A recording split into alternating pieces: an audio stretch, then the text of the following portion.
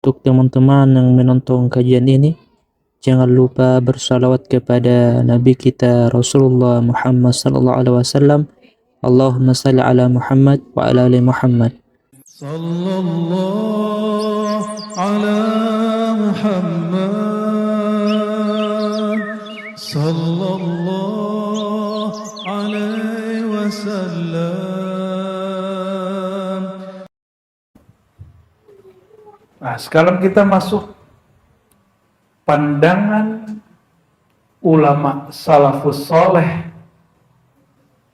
yang mengajarkan tasawuf tentang perbedaan makrifat seorang mukmin biasa dengan makrifat para wali atau arifin. Para wali disebut para arifin. Mungkin nama Ustadz Arifin itu dari orang tuanya biar anaknya jadi wali kali ya. Ya, barangkali begitu. Bab fi qaulil qail, sebelumnya mari kita baca suratul Fatihah ila ruhin Nabi sallallahu alaihi wasallam, lalu kepada para a'immatus salaf khususnya pengarang kitab ini Abu Nasr As-Sarraj, Junaid Al-Baghdadi, Ibn Sayyid An-Nuri wa jami' masyayikhina Al-Fatihah.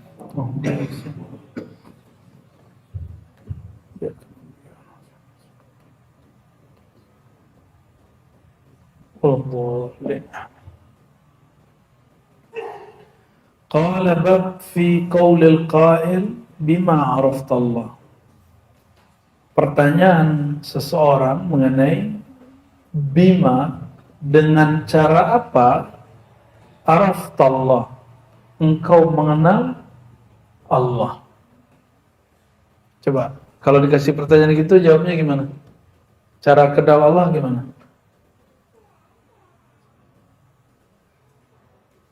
Gimana cara kenal Allah? Judul doang nih. Gimana cara kenal Allah? Kalian tahu? Melalui ciptaan? Nama sifat? Ngeri kalau ente tahu jawabannya. Tapi umum dulu itu detailnya. Ya, melalui ciptaan. Apa lagi? Pakai apa? Kakak, pinter benar akal kita. Ada yang sanggup akalnya kenal Allah? Ada yang sanggup memikirkan Allah? Begini ntar. Ya, gak sanggup akal kita. Melalui ciptaan. Ciptaan Allah yang mana? Gunung. Mulia manusia apa gunung? Mulia. Terus ngapain cari yang lain? Maka mengenal Allah nggak lewat ciptaan yang di luar, lewat yang di. Oke. Itu sederhananya. Oke. Ternyata ulama salafus saleh juga punya jawaban yang berbeda. Al-farqu bainal mu'min wal 'arif. Perbedaan orang yang beriman dan orang yang ahli ma'rifat. Mukmin itu wali umum, arifin, ahli ma'rifat, wali khusus.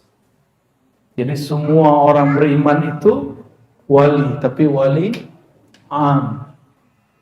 Tapi wali am itu tidak sabit, tidak kuat.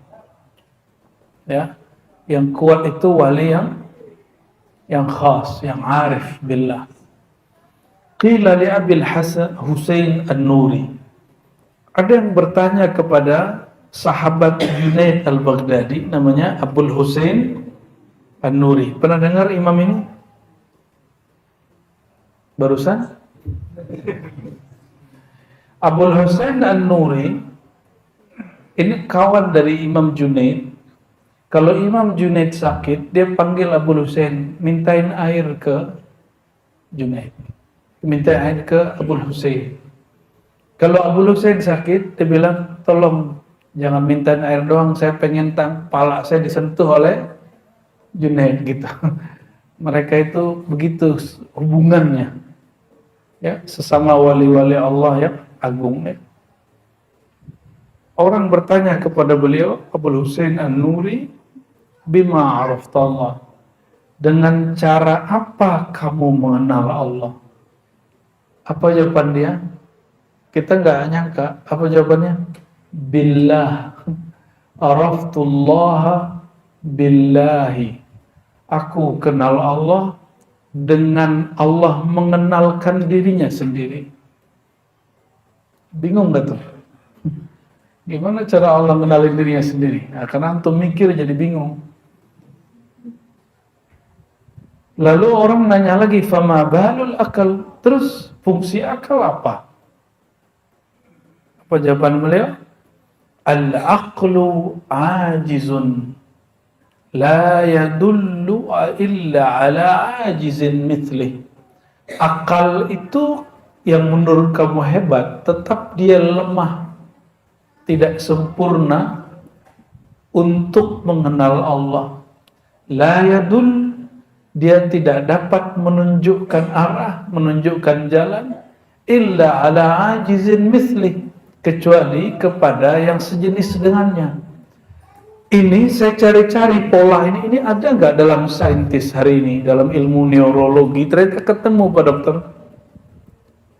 Otak kita nggak sanggup untuk mengingat atau membayangkan, memikirkan sesuatu yang dia nggak pernah lihat, yang dia nggak pernah kenal.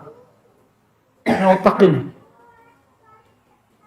Jadi otak kita punya keterbatasan, dia hanya mampu mengingat yang sejenis sama dia, kira-kira begitu. Itu sama kalamnya kan.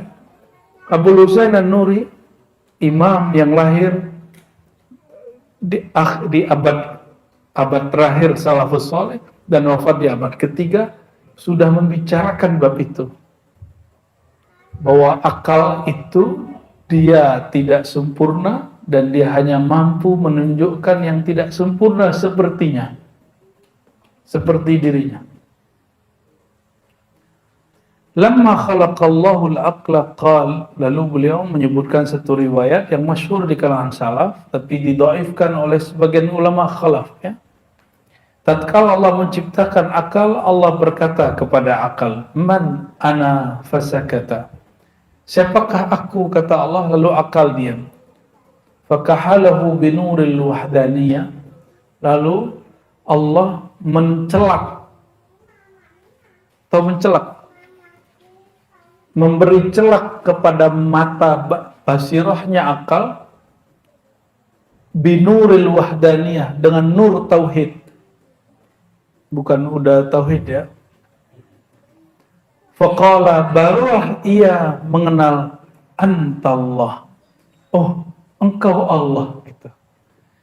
Artinya akal tidak sanggup kenal Allah kalau Allah tidak memberikan satu perangkat kepada si akal. Ini bahasa majazi ya, celak tauhid gitu ya. Maksudnya adalah instrumen ilmu ketauhidan. Falam yakun lil aqli ay ya'rifallaha illa billah, maka akal tidak sanggup mengenal Allah kecuali dengan cara Allah itu sendiri. Jadi jangan sok-sok pinter lah ya. Kita nggak sanggup mengenal Allah. Oh, kata ahli akidah, kita mengenal dengan ciptaan kayak tadi itu ya. Contohnya gini,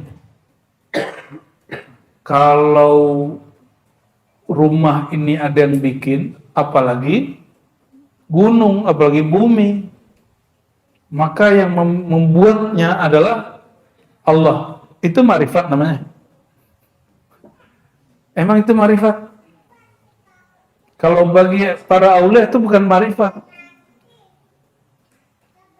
Itu bukan ma'rifat. Ya? Itu apa namanya, Bu ya? Itu qiyas namanya. Qiyas, analog. Dan itu bukan ma'rifat. Dia baru mengkias, dia baru menganalogkan barang. Contoh begini,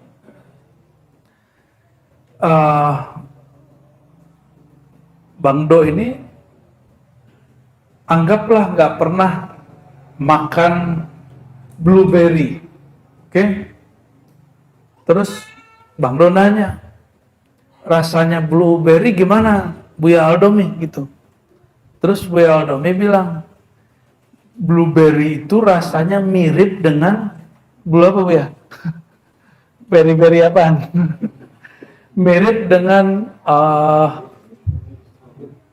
anggur gitu ya, bisa begitu. Mirip dengan anggur yang warnanya ungu. Itu udah tahu rasanya belum? Begituin? Belum, baru analog. Bagi ahli kalam dan filsafat itu sudah disebut ma'rifat. Maka ma'rifatnya filosof, ma'rifatnya ahli teolog, orang yang suka debat-debat, itu baru ma'rifat analog. Belum mencicipi. Ya, saya kasih tahu nih, antum belum makan misalnya nasi kebuli misalnya. Terus Anda bilang, kebuli itu nasinya panjang-panjang, berasnya panjang-panjang, terus kasih rempah. Rasanya gurih gitu. Mirip-mirip dengan nasi apa ya? Nasi goreng gitu. Udah bisa ngerasain belum? Belum. Itu baru analog, maka itu bukan ma'rifat.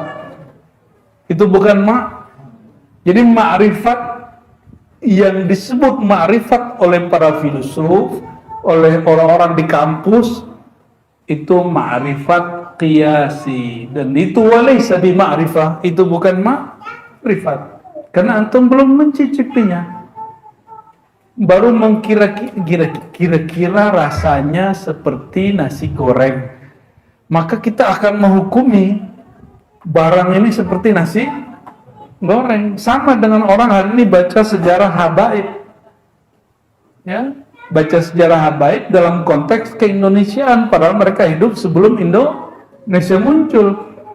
Akhirnya mereka menghina habaib. Ya, kalau begitu hina Soekarno sekalian, ya kan? Kita ulang-ulangin ini mumpung Agustusan ini, ya, mumpung Agustusan, ya. Hati-hati. Membaca tuh cerdas sedikit lah, ya, belajar hermeneutik lah kalau mau belajar sejarah, ya. Ya, jangan sok-sokan jadi pakar-pakar sejarah kalau nggak tahu perangkatnya. Ya. Ilmu itu luas, Allah maha luas. Hewas ya, Allah maha luas. Yang kita tahu itu belum tentu itu pengetahuan menurut Allah Subhanahu wa Ta'ala. Itu sebabnya deribat semua kajian pakai kitab. Kenapa? Kita khawatir yang kita sebut pengetahuan itu bukan pengetahuan menurut Allah, maka kita konfirmasi ke kita apa yang kita rasakan itu. Al ilmu fis sudur, la fis sudur. Ilmu itu di dada, bukan di kitab. Tapi yang di dalam ini mesti kita kemudian compare gitu bahasanya. Jangan-jangan bahasa kita kurang pas, jangan-jangan bahasa kita vulgar. Kita cari padanannya di dalam kitab, ya. Wasu'ila an awwal fardin iftaradallahu ta'ala ala ibadihi ma'hu. Kawan Imam Junaid tadi, Imam Abul Husain An-Nuri, ditanya, apakah kewajiban pertama yang Allah wajibkan? Apa kewajiban pertama yang Allah wajibkan? Sholat. Ya, makanya mak-mak nyuruh anaknya sholat, anaknya nggak ngerti sholat itu apa. Akhirnya si anak ini, saya ketemu teman saya, mohon maaf, anak filsafat, saya tanya, kenapa ente sholat? Temenmu udah nggak sholat. Emakku suruh aku sholat, katanya. Oh, bukan karena kesadaran dirinya dia sholat, karena dia nggak ngerti induk hakiki itu kan Sayyidina Ahmad. Ya, harusnya dia sholat karena mengikuti Sayyidina Muhammad Sallallahu Alaihi Wasallam, bukan karena emak dia. Karena filsafatnya masih filsafat analog, belum filsafat yang sudah masuk kepada zauq, ya, rasa. Jadi apa? Apa yang pertama diwajibkan? Ya, sebelum sholat kenal dulu ya yang disembah. Ya, mau hormat kepada sesuatu yang kita tidak kenal. Itu namanya orang bodoh. Ya, mau menghormati sesuatu yang nggak dikenal? Nggak mungkin. Nggak ada manusia yang mau menghormati sesuatu yang dia tidak kenal. Ya,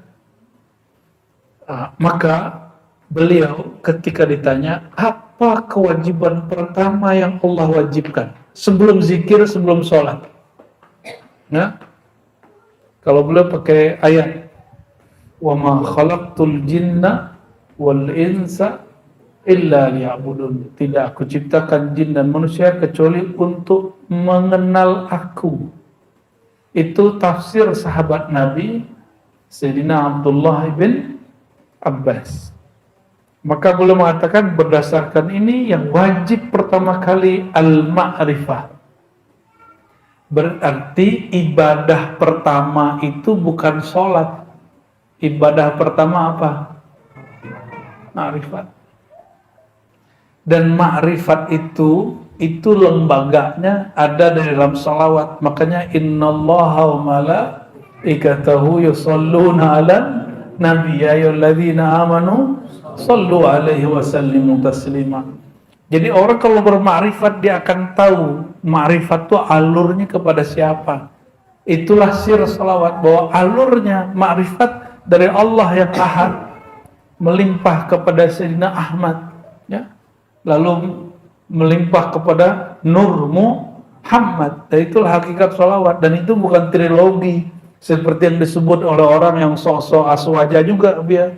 Lalu mengatakan, itu kajian trilogi itu sama dengan Kristiani. Coba ente tanya sama orang Kristen, emang begitu? Emang ada orang Kristen mengajarkan Ahad, Ahmad, Muhammad? Kita 4, ada yang keempatnya Al-Mahdi, ya. Bukan trilogi dong, caturlogi dong ya. Dia enggak asal-asalan. Kalau orang-orang Kristiani, mereka jelas Tuhan Bapa, Tuhan Allah, itu salah pelafalan Tuhan Allah. Orang Arab pun nyebut Allah. Orang Arab yang Kristiani nyebutnya Allah, bukan Allah. Ya, itu perlu dilurusin tuh yang baca-baca Allah itu ya. Enggak, kita nggak marah kok. Emang Tuhan kita sama dia. Bedanya mereka menggandengkan yang disebut Roh Kudus. Kalau di Quran mungkin ada satu sekte dulu di masa itu, Bunda Maria, Tuhan Ibu. Tapi yang ada sekarang Kristiani itu mengajarkan apa? Roh Kudus, lalu yang kemudian firman yang berfisik itu Sayyidina Isa, ya. Oh, ada orang yang mu'alaf mengatakan Yesus itu bukan Isa, ya suka-suka dia. Ya, ente ke Arab sana ya. Pergi ke Mesir. Di Mesir itu ada Kristen Koptik. Sama. Isa itu Yesus, kadang-kadang disebut Yusa, kadang Isa. Ya. Kalau ada yang sekarang pertanggungjawaban sendiri. Ada yang sama nggak tuh Ahmad Muhammad dengan Tuhan Bapa, Roh Kudus dengan apa tadi? Tuhan Yesus. Jadi jangan mau disama-samain. Itu analog binaan al-jahlil murakkabi. Ya, karena nggak ngerti terus disama-samain. Qiyas ma'al farik, begitu kata usulinya. Orang-orang mantiki mengatakan kamu menyamakan sesuatu yang berbeda. Oke. Jadi kewajiban pertama kita apa? Al-ma'rifah. Berarti ibadah pertama ma'rifah. Itu ibadah pertama.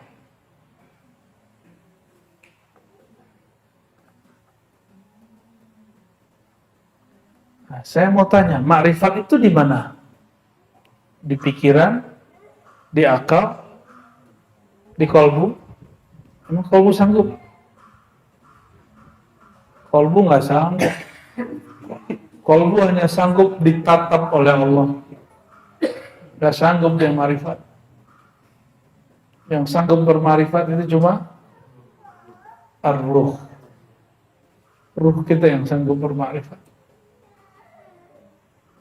Wasu'ila ba'duhum mal ma'rifah. Lalu mereka ditanya, apa hakikat ma'rifat?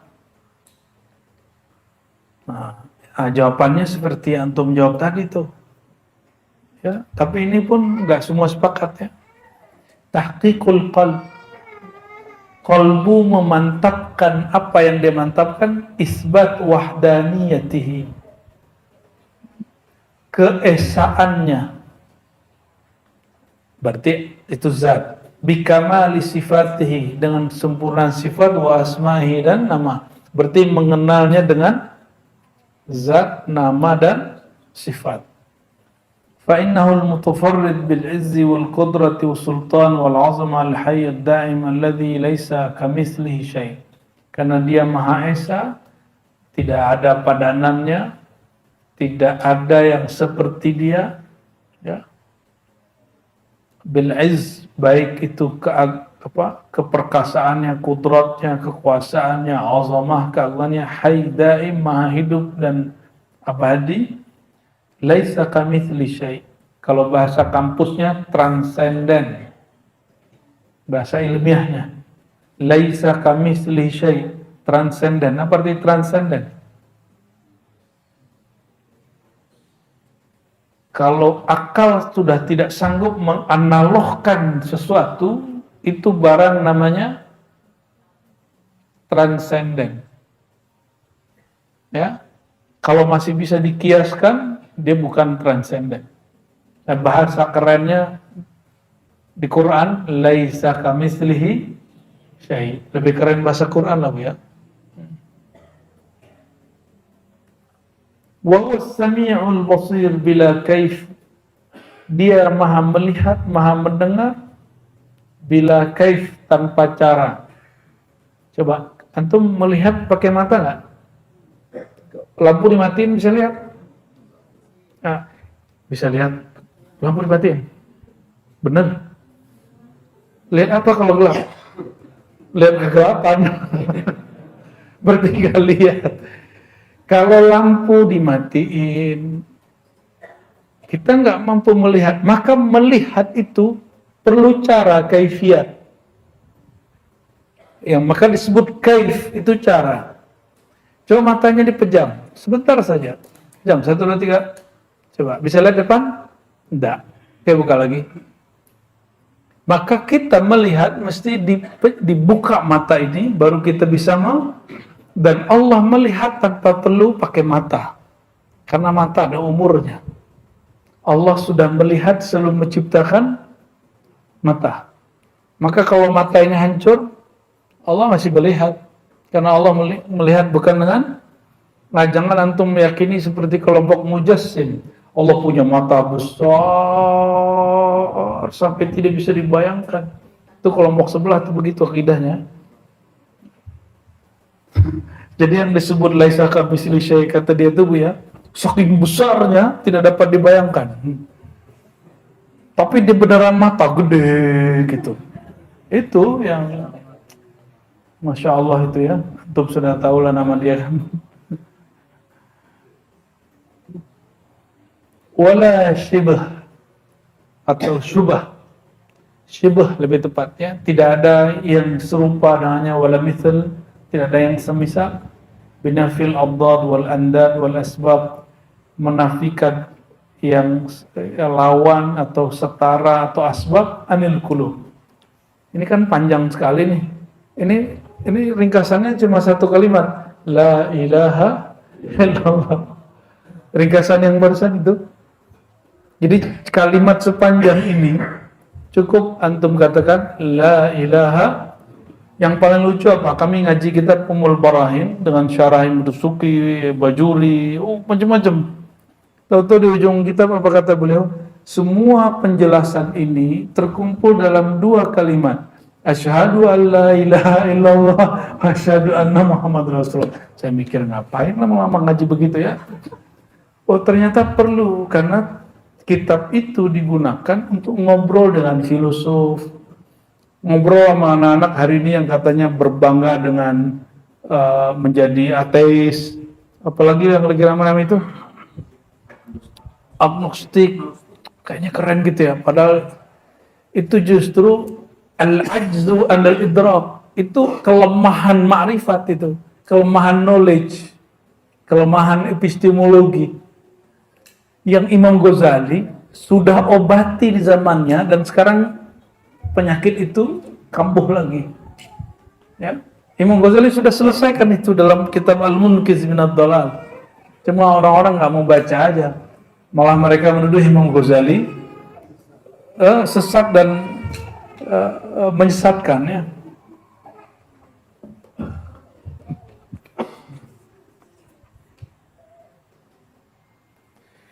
Waqad qila aidan inna aslal ma'rifati mauhibah. Ini lain lagi nih. Ada lagi yang lain. Kalau yang di kolbu masih bisa diusahakan. Berarti ada dua jenis ma'rifat. Ini di kitab nggak dijelaskan eksplisit. Dua jenis ma'rifat. Pertama, ma'rifat muktasabah. Ma'rifat yang dapat diusahakan, dicari. Itu yang disebut al-ilmu bita'allumi. Ilmu itu mesti ngaji. Yang kedua, ma'rifat itu mauhibah. Mauhibah, apa arti mauhibah? Anugerah dari Allah Subhanahu wa ta'ala. Jadi ma'rifat itu dikasih. Itu yang disebut laduni.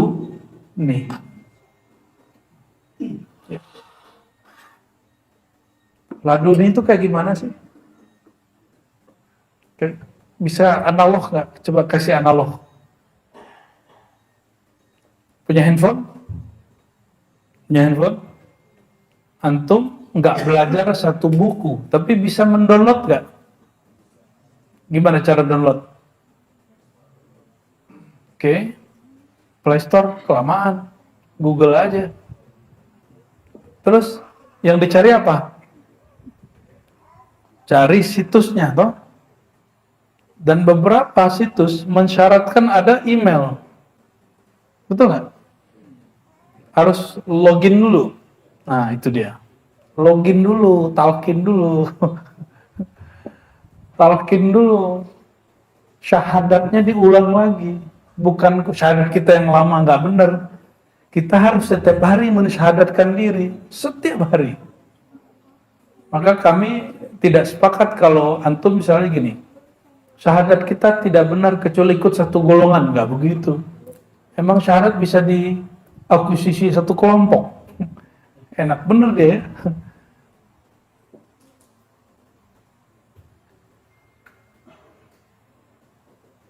Pernah nggak mencoba download tapi nggak berhasil? Pernah? Pernah ya? Berarti ketika kita mendownload pun masih ada usaha sedikit. Apa usahanya? Punya handphone, punya data, punya email, punya memori. Oke, jangan-jangan memorinya kurang lengkap itu ya. Jadi kalau ada orang ngomong gini, aneh sulit terima nih, nggak nyambung, ya mungkin memorinya belum siap. Siapin dulu memorinya. Memori kita sebenarnya ada, cuma antum nggak buka. Otak sebesar ini canggih loh ya, lebih besar dari semua memori-memori yang ada. Dan otak kita ini lebih canggih dari komputer manapun. Lebih canggih. Jadi semua dari ujung kepala sampai ujung kaki itu dia bisa merekod apapun. Maka teman-teman kita yang tidak diberi anugerah mata zahir, itu mereka cukup menyentuh satu dia tahu ini barangnya apa, benar nggak? Karena di tangannya ada memori. Nanti dikirim kotak-kotaknya ngapain gitu, ya. Baik, berarti ma'rifat ada dua. Ma'rifat pertama apa? Muktasabah, itu ilmu yang dicari. Yang kedua, mauhibah, ma'rifat yang diberi. Ma'rifat muktasab itu mukmin, mauhibah itu arif billah. Sudah tahu perbedaannya? Perbedaan ma'rifat wali dengan bukan wali? Ya. wali Allah itu sebelum dia begitu dia nyari juga. Ya, kalau seorang wali dia nggak pernah belajar lalu langsung dapat marifat, jadi namanya majzub. Nah, majzub ini jika dia terlalu kuat maka dia suliba anhu aqlu, hilang akalnya.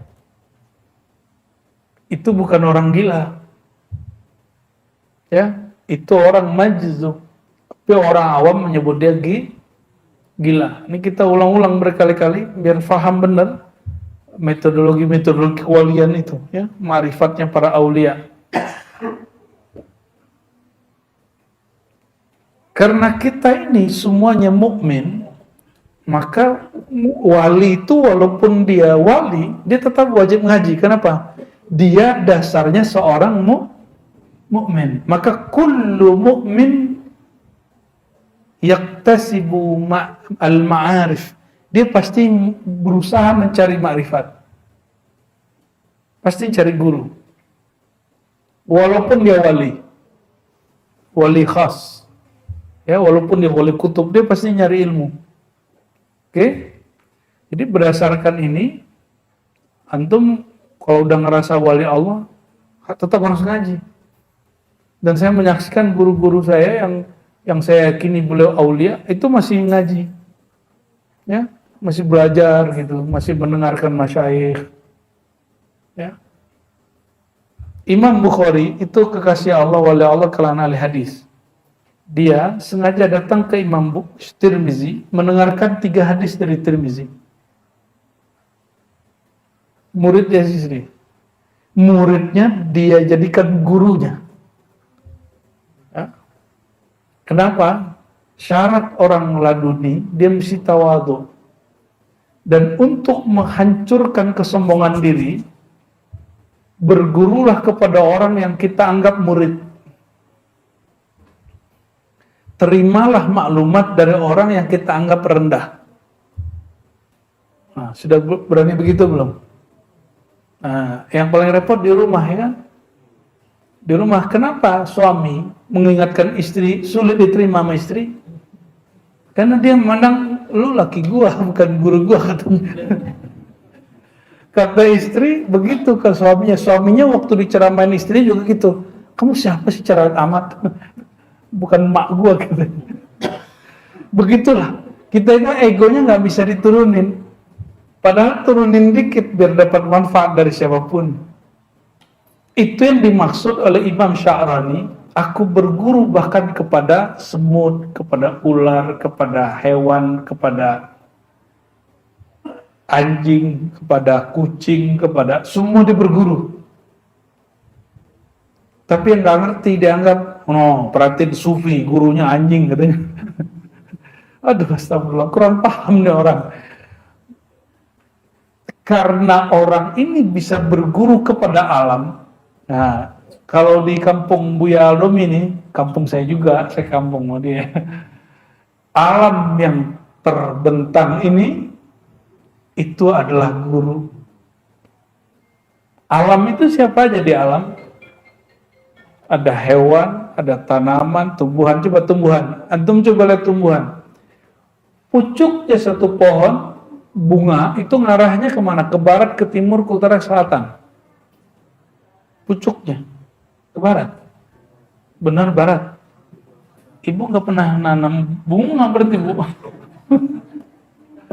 Ada yang tahu? Ya? Enggak, semua jawaban dia menghadap ke cahaya. Salah semua ya. Ke cahaya terbitnya di mana? Gitu baru benar. Hah? Enggak, dia nggak mau. Dia nggak mau ke arah. Kenapa? Karena cahaya waktu sore itu merusak sebagian. Jadi pohon-pohon itu nggak mau ngadep ke sana. Nah, belajar dari situ muncullah ilmu kearifan lokal di kitab-kitab Tajul Muluk. Kalau orang Jawa, kalau ilmu arah rumah itu apa namanya Pak Dokter?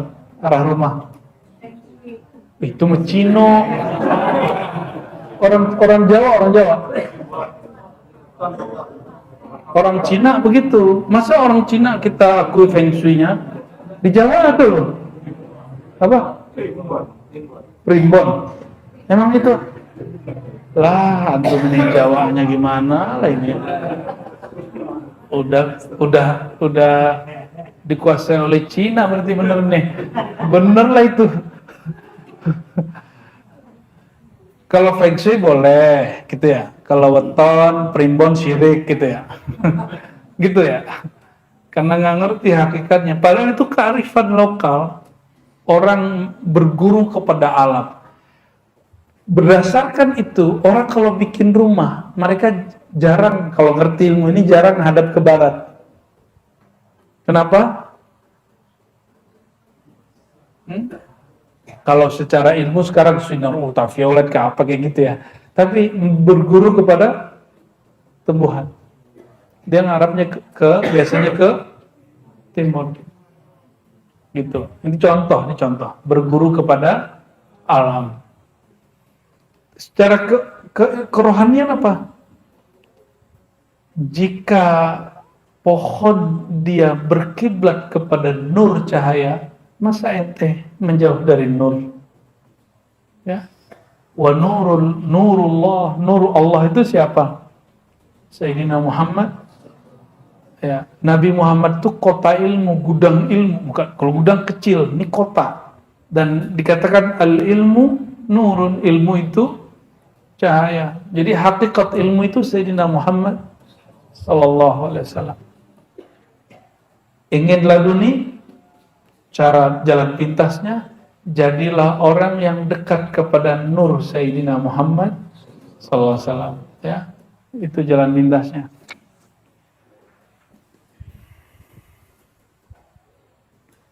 Inna aslal ma'rifati mauhibah. Pada dasarnya ma'rifat hakiki itu anugerah. Wal ma'rifatu narun wal imanu nurun. Ma'rifatnya hati-hati. Ma'rifat itu ibarat api. Banyak yang terbakar oleh ma'rifat. Paham? Ada orang yang mulai songong berilmu. Nah ini dia. Wal imanu nurun. Nurnya nanti ada pada iman. Berarti ma'rifat mesti berbarengan dengan, nah ini orang kalau rame-rame kalau di kampus itu apa ya? Epistemologi, apa? Dikotomi ilmu, gitu ya.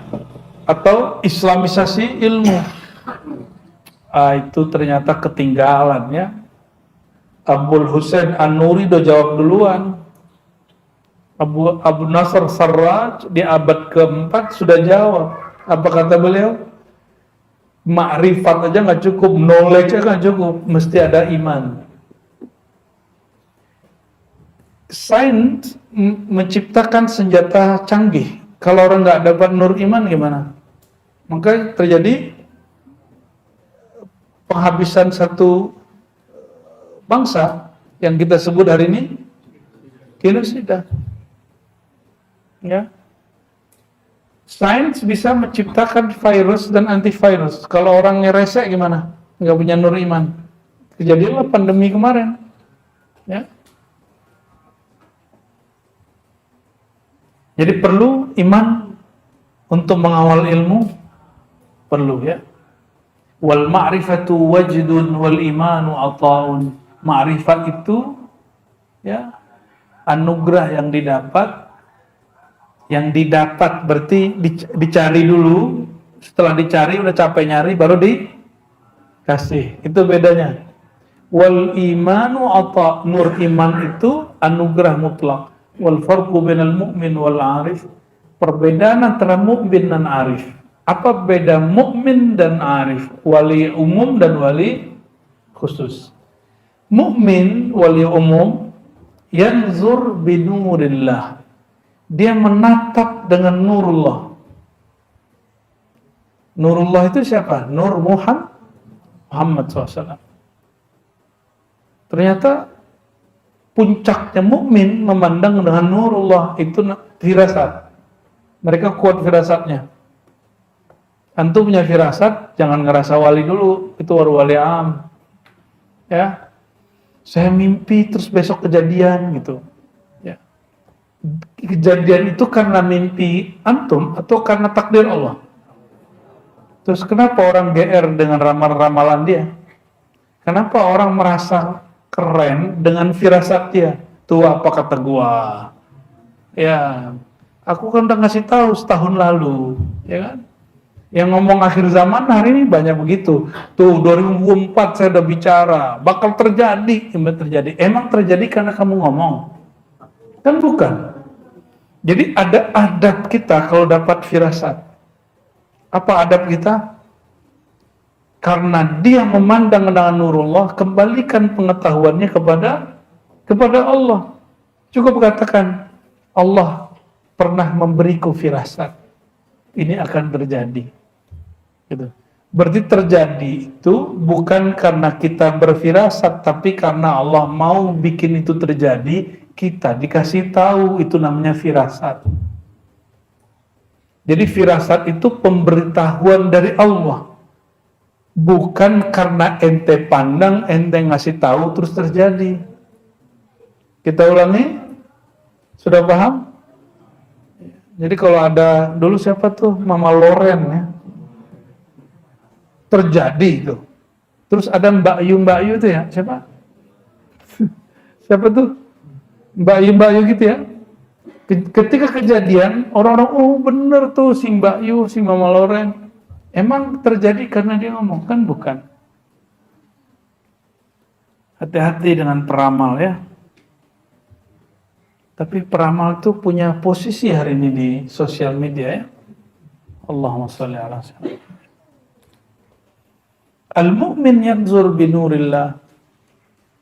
Mu'min dia memandang dengan nur Allah. Nur Allah itu bisa nur Muhammad, bisa berarti ilmu. Oke? Bisa karena tirakatnya, wiridnya di lewat warid. Tapi al-arif yanzur billah. Dia memandang bukan lagi dengan nur. Bukan lagi dengan instrumen. Langsung dia memandang dengan basornya Allah. Bukan dengan sekedar nur. Apa bedanya? Kalau nurullah ciptaan. Kalau sifat Allah dicipta nggak? Sifat Allah dicipta? Tidak. Itu yang disebut laduni. Maka laduni itu nggak ada sebab. Laduni itu nggak ada asbab. Dia hanya perlu kolbu, ruhnya disiapkan, nanti akan turun. Turun kemakrifatan dari Allah Subhanahu wa ta'ala ya. Tapi ciri-ciri orang dapat laduni, dia tambah tawadu, nggak sok tahu, nggak sok menggurui orang lain, kecuali dia jadi guru ya. Nggak sok kemudian ya kirim-kirim hasil firasat dia ke Buya Aldomi gitu ya. Buya Aldomi seharusnya Anda begini, nggak perlu begitu, nggak usah guruin dia. Firasat Buya Aldomi itu lebih tajam dari ente gitu. Tenanglah ya, jangan euforia dengan apa yang kita alami. Allah itu maha luas. Kalau kita dapat firasat, mungkin orang di luar sana dapat firasat lebih canggih dari kita semua. Ya.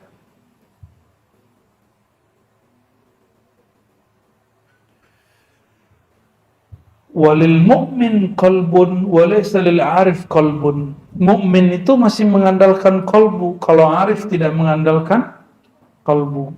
Mukmin mengandalkan kolbu, jadi dia kalau mau cari inspirasi, dia tenangin dulu kolbunya pakai zikir. Maka dia tenang asbab zikir.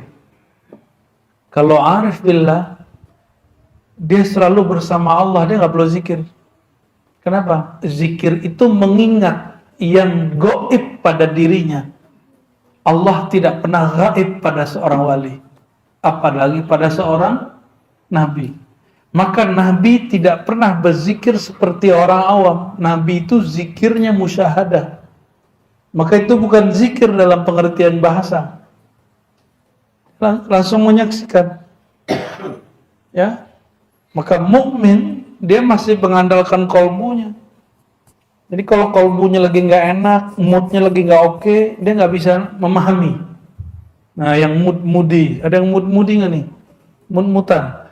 Jadi misalnya nih, gue lagi gak tahajud malam tadi, kayaknya firasat gue lagi gak bener nih gitu.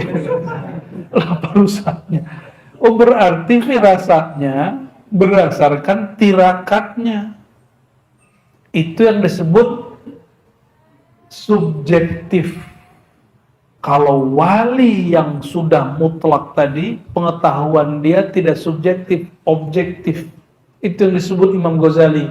Ilmunya arifin billah, orang wali-wali Allah, itu objektif, benar semua, hak. Itulah ilmunya Nabi Muhammad SAW. Ilmunya hak. Kenapa? Dia memandang dengan suasana hatinya. Dia memandang langsung, dipandangkan Allah Subhanahu wa Ta'ala. Beda? Beda kita dengan mereka? Ya, antum aja yang beda ya. Qalbul mu'min yatma'in bidzikr. Mukmin itu kalau mau dapat inspirasi, dia mesti conditioning dengan zikir. Wala yatma'innal arif bisiwa. Kalau mukmin, dia nggak perlu lagi karena dia sudah bersama Allah Subhanahu wa Ta'ala. Jadi seorang arif itu nggak mengenal namanya kata gelisah. Conditioning itu nggak perlu. Maka wali Allah itu mentalkin, dia nggak perlu nunggu hal dirinya. Yang dia tunggu hal muridnya. Paham?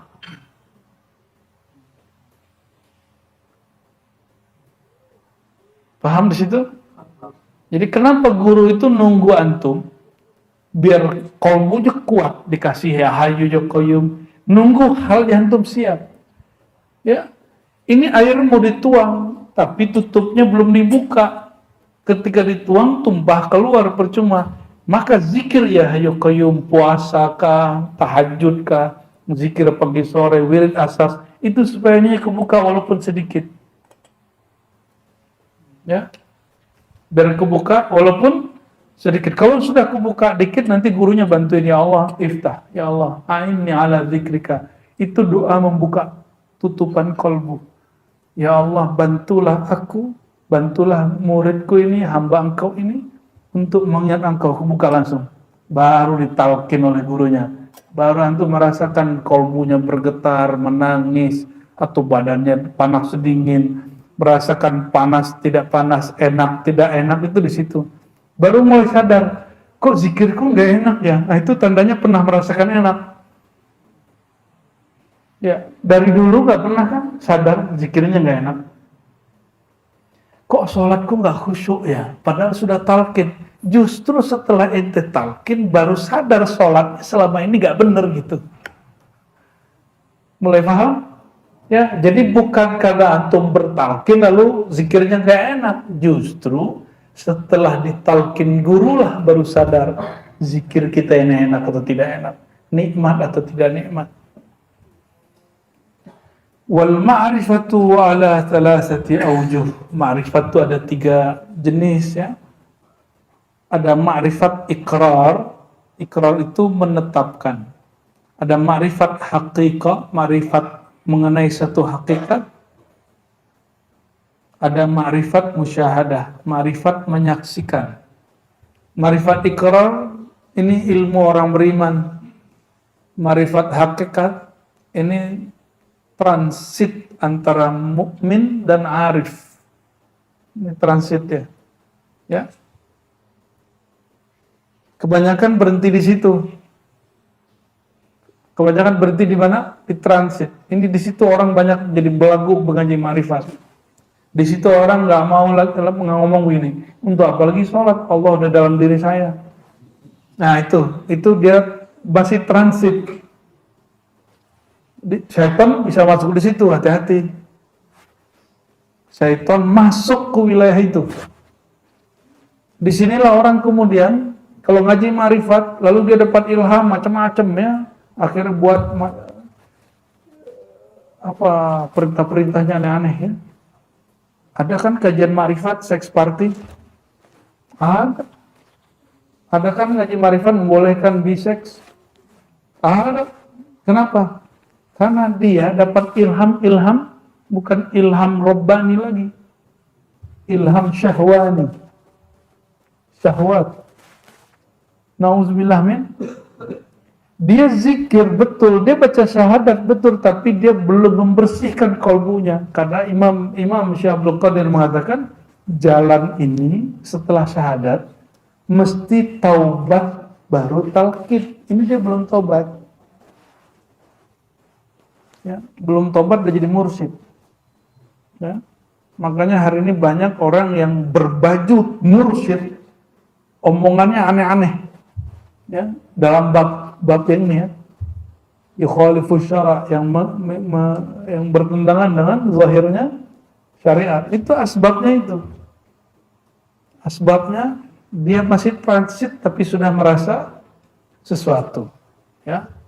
Maka merasa bermakrifat itu adalah satu kejahilan.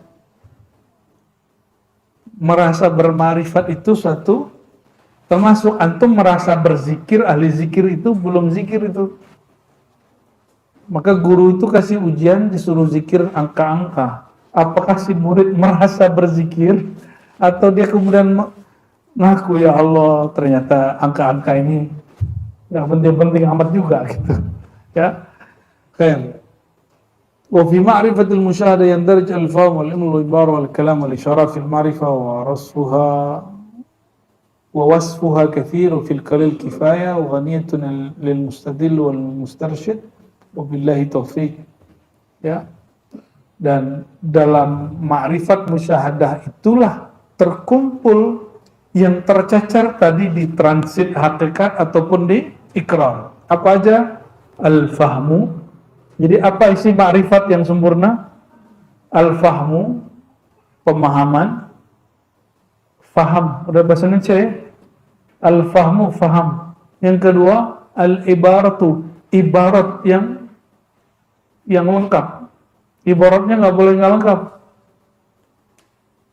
Coba, Nabi pernah nggak mengatakan aku Allah? Pernah nggak? Pernah nggak Nabi mengatakan aku Allah? Nggak pernah. Maka orang yang mengatakan ana Allah itu dia belum sempurna kemarifatannya, walaupun dia diakui sebagai wali agung di satu negeri. Ya. Terus wal kalam, kumpulan ibarat itu barulah bentuknya kalimat-kalimat.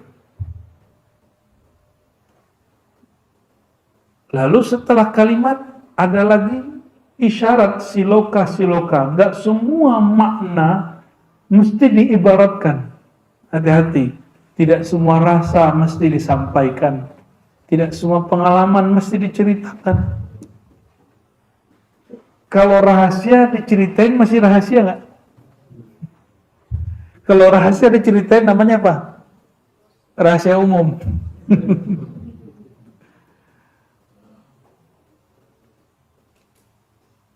Berarti ada berapa perangkat ma'rifat itu? Ma'rifat yang sempurna, paham. Oh, tinggalan satu. Paham, ilmu, ibarat, kalam, isyarat, 5. Lebih dulu ilmu atau faham? Faham dulu baru. Maka ilmu itu natijah, hasil daripada orang mencari faham. Dia cari faham, muncullah ilmu. Apa perbedaan faham dengan ilmu? Pemahaman itu boleh salah, tapi kalau ilmu tidak pernah salah. Hari ini pemahaman diklaim sebagai ilmu. Paham? Orang baru sampai pada satu pemahaman terhadap data, dia klaim ini ilmiah. Ya. Dia padahal baru membaca data, belum sampai kepada apa karakter ilmu? Ilmu itu nasyi' anil dalil, perhatikan, bersumber dari dalil, muwafiq lil waqi'. Muwafiq bil waqi', sesuai dengan fakta, realita. Berarti saya kalau paham suatu, baca kitab, data, terus datanya beda dengan realitanya, gimana? Datanya beda dengan, berarti dia ilmu nggak? Berarti dia baru pemahaman, belum ilmu, dan ini hari ini banyak.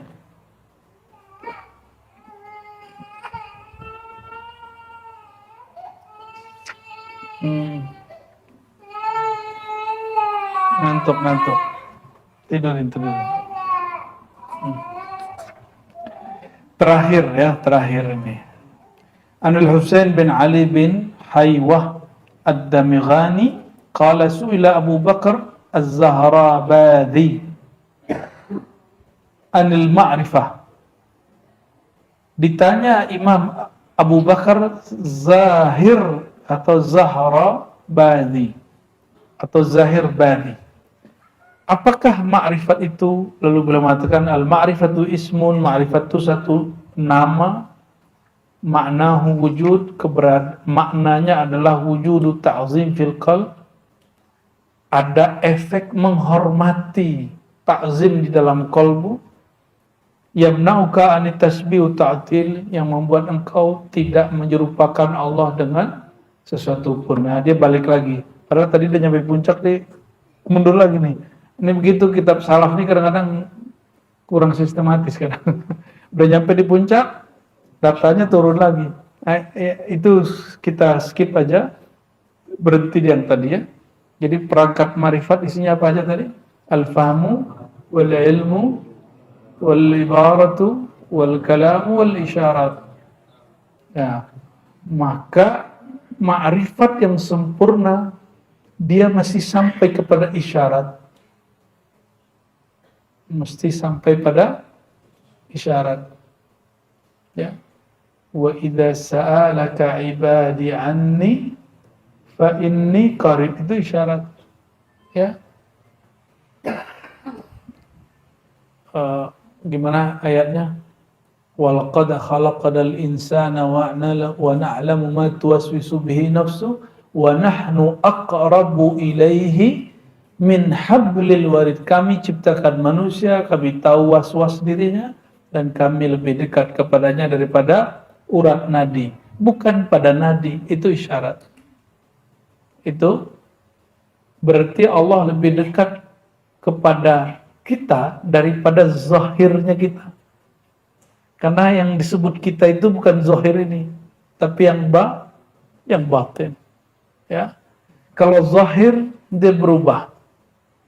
Coba, Pak Dokter lahir sudah punya uban belum, Pak Dokter? Belum. Ente gimana? Lahir udah punya jenggot belum? Ya, belum ya? Belum kan? Lahir segede ini. Kalau lahir segede ini, emaknya langsung mati. Berarti kita, kalau yang zahir itu berubah dari kecil, lama-lama jadi lemah, ya kan? Ini kan umurnya lagi kenceng-kencengnya nih, kekuatannya. Lalu mulai melemah. Nunaqqisu fil khalq. Ya, orang yang kami panjangkan umurnya, kami kembalikan dia menjadi lemah seperti dia kecil. Ya, mulai lemah. Tapi saya mikir-mikir juga, kita naik ke Gunung Gede, saya naik dari maghrib, sore besok belum nyampe ke puncak. Tahu-tahu ada aki-aki orang Cina tuh ngeri tuh.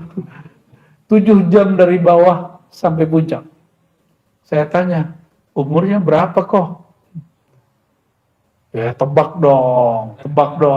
Ngajak judi dia langsung. Tapi itu pelajaran hebat bagi saya. Akhir kami kalah debat semua. Kenapa? Tebakan kami salah semua. Saya kira dia umur 61, 63. Ternyata umurnya 71. Dan dia santai. Nekat itu santai. Nggak ada ngeluh-ngeluh. Ini mundur pulang. Ya, berarti ntar naik lagi ya Bang Doya. Allahumma sholli ala Muhammad wa ala ali Muhammad. Ya, salawat dulu ya.